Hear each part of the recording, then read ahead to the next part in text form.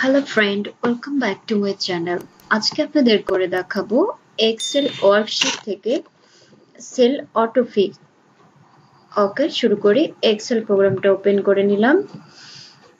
তো আমরা দেখতে পাচ্ছি এক্সেল ওয়ার্কশিট থেকে যে শীট 1, শীট 2, শীট 3 যে কোনো একটা শীট সিলেক্ট করে নেব। যেমন আমি নিলাম শীট 1।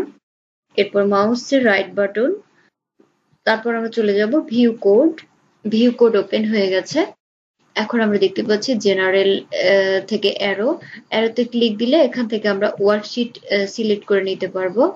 ওকে, নিলাম। এবার একটি ছোট্ট কোড লিখে দিব। কোডটি হচ্ছে CELLS ডট ইন্টার কলাম, ওকে, ডট অটো ফিট নিয়ে নিলাম।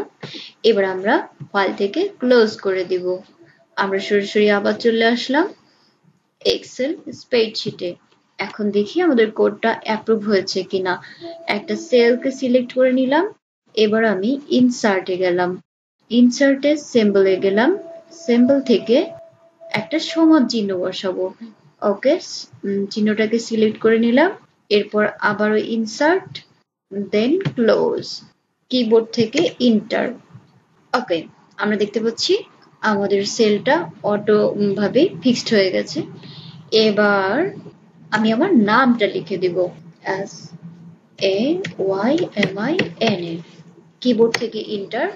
আমরা দেখতে পাচ্ছি সুন্দরভাবে পুরো ওয়ার্কশিটটা, প্রতিটা সেল অটো ফিক্সড হয়ে গেছে।